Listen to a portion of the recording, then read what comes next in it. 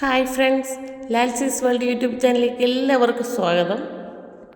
ഞങ്ങളുടെ ടൂറിലെ ചില ഫോട്ടോകളും റോഡിൽ നിന്നുള്ള കാഴ്ചകളും പ്രകൃതി ഭംഗിയും ഒക്കെയാണ് ഞാനിന്ന് നിങ്ങളുമായി പങ്കുവയ്ക്കുന്നത്.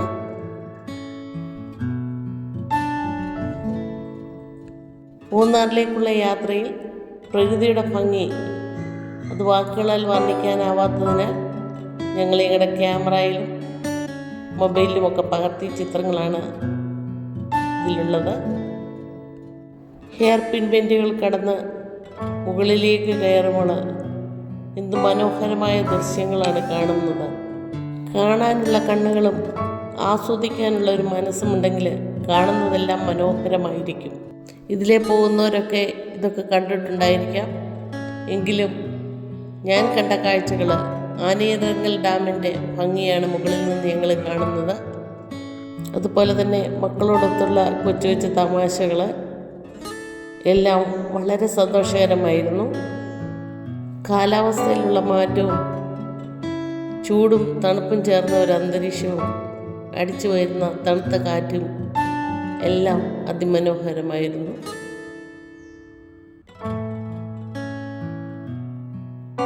വളഞ്ഞു പുളഞ്ഞുള്ള റോഡുകളും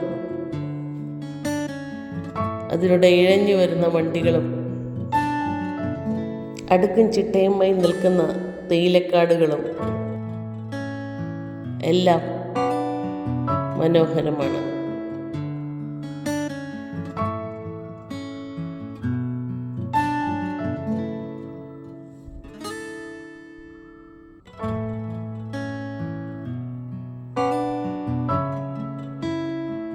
കോട്ടയത്തു നിന്ന് കുമളിക്ക് പോകുമ്പോൾ കുട്ടിക്കാനത്തിന് 1.5 കിലോമീറ്റർ ദൂരത്തായി ഒരു പൈൻ ഫോറസ്റ്റ് സ്ഥിതി ചെയ്യുന്നുണ്ട്.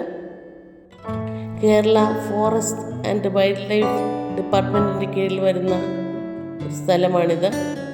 ഏകദേശം 100 ഏക്കറോളം പരന്നു കിടക്കുന്ന പൈൻ ഫോറസ്റ്റാണിത്. കാണാൻ നല്ല ഭംഗിയാണ്, നല്ല കയറ്റമാണ്. സാധാരണ ചെറുപ്പക്കാർക്കൊക്കെ പെട്ടെന്ന് കയറി പറ്റാവുന്നതേ ഉള്ളൂ. ഇതിനകത്ത് ഏകദേശം 30 സ്പീഷീസോളം പക്ഷികളുണ്ടെന്നാണ് പറയപ്പെടുന്നത്. കുട്ടിക്കാനത്ത് നിന്ന് 1.5 കിലോമീറ്റർ ദൂരമേ ഉള്ളൂ. യാത്രക്കാർക്ക് സന്ദർശിക്കാനും വിശ്രമിക്കാനും പറ്റുന്ന ഒരു സ്ഥലം തന്നെയാണിത്. അതിൻ്റെ മുന്നിലായി ചെറിയ ചായക്കടയൊക്കെ ഉണ്ട്. കാപ്പി കുടിക്കാനൊക്കെ സൗകര്യമുണ്ട്. പക്ഷേ ഇവിടെ ഒരു കാർ പാർക്കിങ്ങിനുള്ള സൗകര്യമില്ല എന്നുള്ളതൊരു വലിയ പോരായ്മ തന്നെയാണ്. നല്ല വളവെങ്കിൽ വെച്ചാണ് ആൾക്കാർ മുകളിലേക്ക് കയറി പോകേണ്ടതായിട്ട് വരുന്നത്. അതുപോലെ തന്നെ ഈ 100 ഏക്കറോളമുള്ള പൈൻ ഫോറസ്റ്റിനകത്ത് മറ്റ് ചെടികളൊന്നും വളരെ കുറച്ച് മാത്രമേ വളരുന്നുള്ളൂ. കാണാൻ ഭംഗിയുണ്ട്, എന്നാലും മൃഗങ്ങൾക്ക് ഭക്ഷിക്കാനുള്ള സാധനങ്ങൾ ഇവിടെ ഇല്ല എന്ന് തന്നെ പറയാം.